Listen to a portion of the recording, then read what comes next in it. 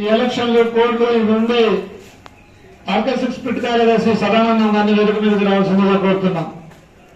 ఈ గుర్తింపు సంఘం పత్రం రాకపోయినా సింగరేణిలో ఉన్న ప్రధాన సమస్యల మీద మన యూనియన్ నాయకత్వం అటు యాజమాన్యంతో ఇటు ప్రభుత్వంతో చర్చలు జరిపి అనేక విషయాల మీద ఒక స్పష్టత తీసుకురావడం జరిగింది. ఆ విషయాలన్నీ ఆర్కే మ్యాటెక్ గని కార్మికులకు తెలియజేయాలనే ఉద్దేశంతోనే ఈ రోజు ఈ గేట్ మీటింగ్ అరేంజ్ చేశాం. దాంతో పాటుగా డివిజన్ లో ఉన్న సమస్యల్ని బ్రాంచ్ లో ఉన్న నాయకులుగా పిట్సాయి నాయకులుగా మేము అనేక సమస్యలు పరిష్కారం చేసుకుంటూ వెళ్తున్నాం. కొన్ని సమస్యలు యాజమాన్యంలో ఉన్న కొంతమంది అధికారులు పరిష్కారం చేయకపోయినా పై స్థాయికి తీసుకెళ్లి ఆ సమస్యలను పరిష్కారం చేస్తున్నాం. ముఖ్యంగా మీ మైన్కు సంబంధించి మీకు తెలుసు, గత సంవత్సరం మీ మైన్ బంద్ పెట్టాలని యాజమాన్యం ప్రతిపాదన చేసింది. అప్పుడే ఎలక్షన్లకు ముందే మన యూనియన్ తరఫు నుంచి జీఎం గారిని మాట్లాడి మన నాయకత్వం సీతారామయ్య గారు వీడు మాట్లాడి ఈ గని జీవితకాలం పెంచేటట్టుగా అవకాశాలు ఏమున్నాయనేది వాళ్ళకు వివరించడం జరిగింది. ఎందుకంటే మీకు తెలుసు, మన యూనియన్ ఎప్పుడైనా సరే ఒక గని జీవితకాలం పెంచాలంటే గని లైఫ్ కి సంబంధించింది కావాలంటే మన దగ్గర ఉన్న మైనింగ్ స్టాఫ్ వాళ్ళు ఎవరైతే ఉన్నారో మన యూనియన్ లో వాళ్ళ సలహాలు సూచనలు తీసుకుని ముందుకెళ్తాం. గతంలో కూడా మనం ఓడిపోవడం ఐఎన్టీసీ గుర్తింపు కార్మిక సంఘంగా ఉన్నప్పుడు ఇదే డివిజన్ లో ఆర్కే మైన్ బంద్ పెడతామన్నారు, ఐకే1A గని బంద్ పెడతామన్నారు. మనం 2008లో గెలవంగానే మళ్ళీ యాజమాన్యంతో మాట్లాడి దాన్ని రివ్యూ చేయించి పోయిన సంవత్సరం వరకు ఆర్కే గని నడిచేటట్టుగా చేశాం. ఐకే1A గని నడుస్తుంది. ఇప్పుడు నడవటమే కాదు, నిన్న కార్పొరేట్ లో మన సీతారామయ్య గారు మాట్లాడిన దాన్ని బట్టి ఈ ఐకే1A గని ఇంకా 15-20 సంవత్సరాలు అసలు ఓసీని తీయకుండా అండర్ గ్రౌండ్ గని కానీ నడిచేటట్టుగా ప్లాన్లు తయారు చేపించి యాజమాన్యాన్ని ఒప్పించి మాట్లాడుతున్నాం. అంటే మనం గెలిచిన తర్వాత చిన్న చిన్న సమస్యలు పరిష్కారం చేయడమే కాకుండా మన సింగరేణి కాలేజ్ ముందుకెళ్లేటట్టుగా దీన్ని లైఫ్ ఎక్స్టెన్షన్ చేసేటట్టుగా మాట్లాడే సాంప్రదాయం మన యూనియన్ కి, ఆ నాలెడ్జ్ మన యూనియన్ నాయకులకు ఉన్నది. ఈ మీ నీటెక్ సంబంధించింది కూడా ఈ సంవత్సరంలో మూసేస్తామంటున్నారు. కానీ ఇంకొక స్కీమ్ ఉంది ఓపెన్ చేసేది, దాని మీద ఇచ్చేయాలని జీఎం గారు కూడా దాన్ని పాజిటివ్ గా తీసుకుని ఆయన కూడా పర్మిషన్ కి అప్లై చేయడం జరిగింది. అది వస్తే మీ మైన్ జీవితకాలం ఇంకా 2-3 సంవత్సరాలు పెరిగింది. అది ప్రయత్నం చేస్తున్నాం. దాంతో పాటుగా మీ దగ్గర ఉన్న చిన్న ఈ రోజు మీ దగ్గర నుంచి మేనేజర్ గారు ఈ మైన్ లైఫ్ అయిపోతుందని ఆర్కే న్యూటెక్ లో అవసరం ఉందని ఒక 5 ఎస్డీఎల్ ఆపరేటర్లని అటు ట్రాన్స్ఫర్ చేశారు. దాని గురించి మాట్లాడుతున్నాం. నిన్న సాయంత్రం జీఎం గారికి కూడా చెప్పాం. ఇప్పుడు ఈ మీటింగ్ అయిన తర్వాత ఏజెంట్ గారితో మాట్లాడతాం. వీలైనంత వరకు వాళ్ళని ఇక్కడే ఉంచేటట్టుగా ప్రయత్నం చేస్తాం. మేనేజ్మెంట్ వర్షన్ ఏంటంటే ఇక్కడ ఒకటే ప్యానల్ నడుస్తుంది ప్రస్తుతం. ఆర్కే7 లో ప్రొడక్షన్ రావడానికి హెచ్ఎల్ ఆపరేటర్లు తక్కువ ఉన్నారు కాబట్టి కొన్ని రోజులు 2 నెలలు 3 నెలలు మేము ఓన్లీ డిస్పాచ్ మీద పంపిస్తున్నాం అని వాళ్ళు రిక్వెస్ట్ చేస్తున్నారు. వీలైనంత వరకు అది ఆపడానికి ప్రయత్నం చేస్తాం. ఈ రెండో సమస్య మీ అందరూ తెలుసు, మనం గెలవడానికి ముందే చెప్పాం. సింగరేణిలో సర్ఫేస్ జనరల్ మజ్దూర్లు ఖాళీలు వస్తే అండర్ గ్రౌండ్ లో పనిచేసే అన్ని కేటగిరీల వాళ్ళని జనరల్ మజ్దూరుగా తీసుకునేటట్టు చేస్తామని మనం మేనిఫెస్టోలో పెట్టాం. దానికి అనుకూలంగానే మనం యాజమాన్యంతో మాట్లాడాం. ఆ లెటర్ అప్రూవల్ వచ్చింది.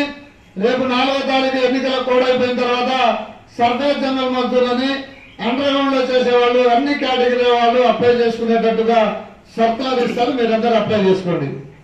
మేమేం చెప్తున్నామంటే గతంలో ఉన్న యూనియన్ సీనియర్ జూనియర్ లేకుండా జూనియర్ అయినా అపాయింట్ అయినా 2 రోజులే లంచాలు ఇచ్చి పైరవీలు చేసుకుని సర్వీస్ డిపార్ట్మెంట్ లో ఉన్నారు. మనం గెలవడానికి ముందే గెలిచిన తర్వాత కూడా మనది ఒకటే స్టాండ్. ఏదైనా సర్వీస్ లో పని కల్పించాలంటే కార్మికుడికి ఆరోగ్యం బాగాలేకపోతేనో ఏదైనా యాక్సిడెంట్ రిపోర్ట్ ఉంటేనో సీనియర్లు అయితేనో కల్పించాలి. జూనియర్ కార్మికులు అండర్గ్రౌండ్ లో పనిచేయాలి. అది మన యూనియన్ విధానం. దాంతో పాటుగా ఈ ఎవరైతే చదువుకున్న కార్మికులు ఉన్నారో వాళ్ళు మన సింగరేణిలో ఉన్న ఉద్యోగాల్లో ప్రమోషన్లలో రావాలి. ఈ రోజు జనరల్ మజ్దూరుగా ఉన్న కార్మికుడు ఆయనకు 60 సంవత్సరాలు వచ్చిందాక మనం జనరల్ మజ్దూరుగానే ఉంటామా? బయటకు వెళ్ళి నువ్వేం చేస్తావంటే నేను జనరల్ మజ్దూరుగా చేస్తామని చెప్పుకుంటామా? ఇదే సింగరేణిలో జనరల్ మజ్దూరుగా బదిలీ వర్కర్లుగా జాయిన్ అయిన వాళ్ళు ఈ రోజు డైరెక్టర్లు అయిన వాళ్ళు ఉన్నారు. మీ మైండ్లో పనిచేసిన బ్రహ్మాజీ గారు ఇప్పుడు మాకు మేనేజర్, ఆయన కోల్పిల్లర్ గా చేశాడు. మన యూనియన్ విధానం అది. దానికి తగ్గట్టుగానే మనం కార్పొరేట్ లెవెల్లో మాట్లాడడం. సీతారామయ్య గారు మాట్లాడినప్పుడు అవన్నీ చెప్తారు. ఈ విషయాలు ఇట్లా దీర్ఘకాలికంగా ఉన్నగా చేస్తూనే మీ అందరూ తెలుసు, మీరు సిఎంపీఎఫ్ లోన్ కోసం అప్లై చేసుకున్నారు. గత 10 నెలల నుంచి ఒక్కళ్ళకు కూడా సిఎంపీఎఫ్ లోన్ రాలేదు. దాని మీద మనం గెలిచిన మొదటి డిసెంబర్లో గెలిస్తే జనవరి నుంచే దాన్ని ఎమ్మటపడ్డాం.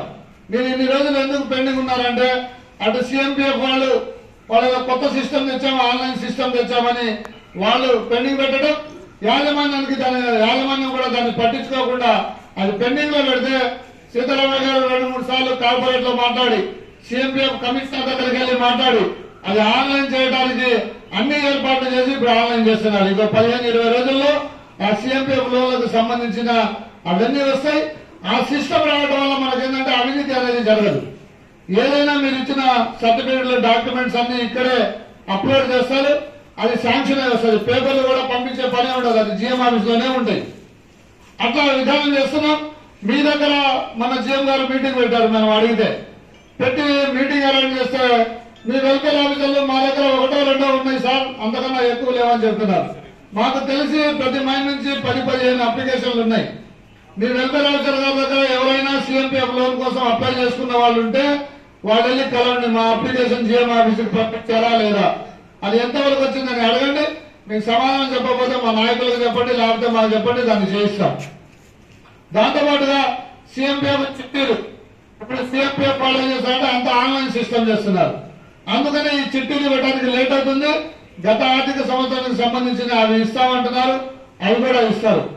అదేవిధంగా అండర్గ్రౌండ్ అలవెన్స్ మీ దగ్గర మీ మైండ్ లో సర్ఫేస్ లో పనిచేస్తున్నాడు. మనకు ఒక సర్కులర్ ఉంది. 2008లో మనం గుర్తింపు కార్మిక సంఘంగా ఉన్నప్పుడు యాజమాన్యంతో మాట్లాడి ఒక సర్కులర్ పంపించాం. యాజమాన్యానికి అవసరం ఉండి సర్ఫేస్ లో ఎవరికన్నా పని కల్పిస్తే, ఫిట్టర్లు కానీ, ఎలక్ట్రీషియన్లు కానీ, ట్రామర్లు కానీ, వేరే ఏదైనా రిపేర్ పనుల మీద వాటి మీద పైన పని కల్పిస్తే వాళ్ళకి అండర్గ్రౌండ్ అలవెన్స్ కట్టి ఇవ్వాలి. ఏదైనా కార్మికుడు నాకు ఆరోగ్యం బాగాలేదు, సర్ఫేస్ లో 1 నెల రోజుల్లో 2 నెలలు ఇవ్వమని అప్లికేషన్ పెట్టుకుని ఆయన సర్ఫేస్ లో పనిచేస్తే ఆయనకి మాత్రమే అండర్గ్రౌండ్ అలవెన్స్ కట్టి ఇవ్వరు. అది సర్కారు ఉన్నా సరే మీ మైండ్ నుంచి 81 మందికి అండర్గ్రౌండ్ అలవెన్స్ కట్టింగ్ వచ్చింది. దాని మీద మాట్లాడడం, లెటర్ పెట్టాం, దాన్ని ఆపుతామన్నారు. ఈ నెల మళ్ళీ ఆపే ఫైల్ కట్ చేస్తామంటే నిన్న జిఎం గారికి చెప్పాం. ఎవరైనా సరే మీ పేషెంట్ క్లర్క్ కానీ, మీ పిఏ కానీ అండర్గ్రౌండ్ అలవెన్స్ కట్ చేస్తున్నామంటే ఆ విషయం మా దృష్టికి తీసుకురండి. అది కట్ కాకుండా మేము మాట్లాడతాం అక్కడ. ఇట్లా అనేక విషయాలు పరిష్కారం చేసుకుంటూ పోతున్నాం.